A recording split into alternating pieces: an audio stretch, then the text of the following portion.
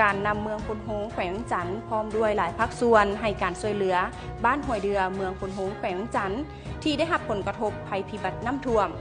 ในเมื่อวันที่1 ตุลาที่ผ่านมานี้เนื่องจากมีฝนตกแห้งติดต่อกันหลายชั่วโมงเฮ็ดให้เกิดน้ำท่วมอยู่หลายบ้านของเมืองพุนโฮงในนี้นักคนโมเมนบ้านห้วยเดือได้มีน้ำไหลสู่แห้งและระดับน้ำเมนเพิ่มขึ้นสูงอย่างไวว้าเฮ็ดให้บ้านเฮือนไหนาหัวสวนเครื่องปลูกของฝังและก็สัตว์เลี้ยงของพ่อแม่ประชาชนได้รับผลกระทบผลเสียหายอย่างหนักหน่วงเพื่อเป็นการบรรเทาทุกข์ในเบื้องต้นการนำเมืองพุนโฮงพร้อมด้วยหลายภาคส่วนก็ได้นำเอาเครื่องอุปโภคบริโภคเข้าให้การช่วยเหลือในนั้นประกอบมีข้าวสารอาหารแห้งข้าวกล่องน้ำดื่มและเครื่องใช้ที่จำเป็นจำนวนหนึ่ง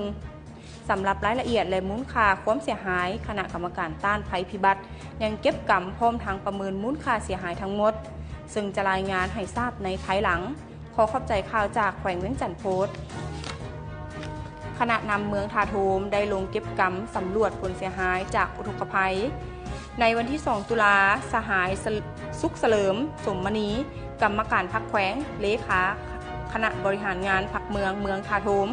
พร้อมด้วยคณะกรรมการคุ้มครองภัยพิบัติขันเมืองได้ลงกฎกาผลกระทบจากภัยธรรมชาติพายุบัวลอยที่พัดเข้ามาเมืองทาโทมในระหว่างวันที่29-30 กันยายน 2025 นี้ซึ่งการสำรวจเบิ่งผลกระทบในครั้งนี้ก็มีอยู่ที่บ้านปู้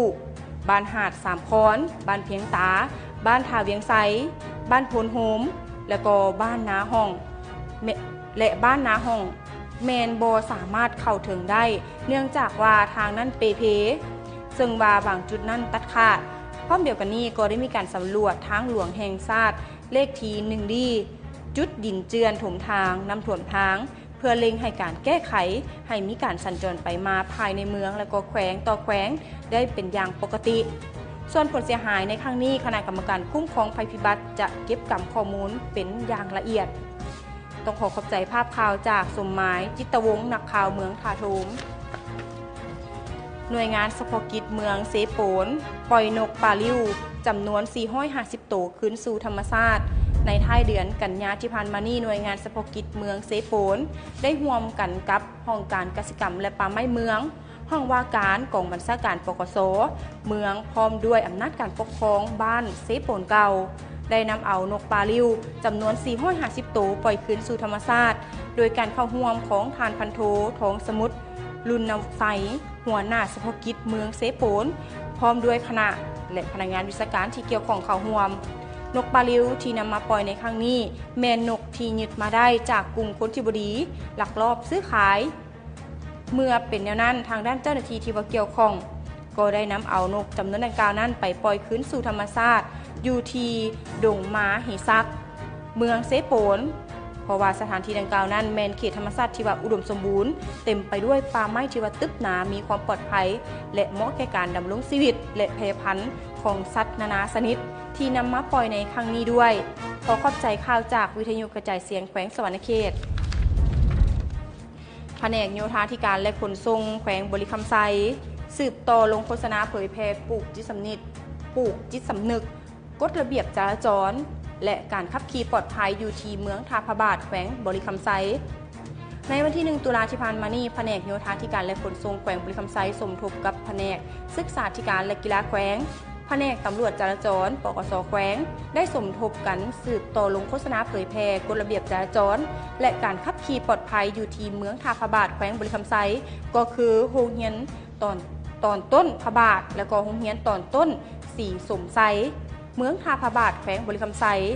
นำทีมโดยทานบุญเทียมจันทนาสินนักวิทยากรจากแผนกการขนส่งแผนกโยธาธิการและขนส่งแขวงบริคำไซ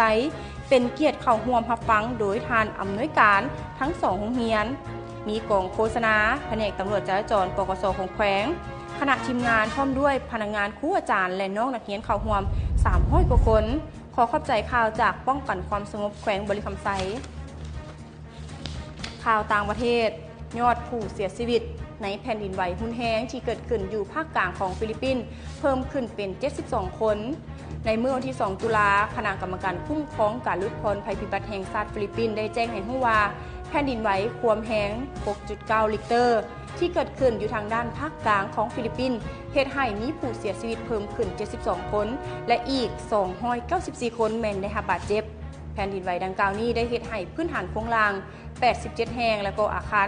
597หลังนั้นถูกทำลายได้สร้างผลกระทบให้แก่ประชาชน47,000 กว่าครอบครัวประมาณ 170,000 คนองค์การปกครองของแขวงเซบู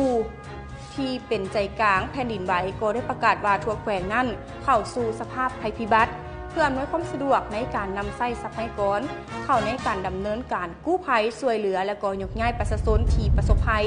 ขณะนี้พนักงานกู้ภัยพร้อมให้การช่วยเหลือผู้ประสบภัยในครั้งนี้อย่างรีบด่วนขอขอบใจข่าวสารข่าวสารประเทศลาวสวัยลาดปากดีเจ้าทำส้มนี้ก็ได้ว่าเป็นข่าวสารต่างๆที่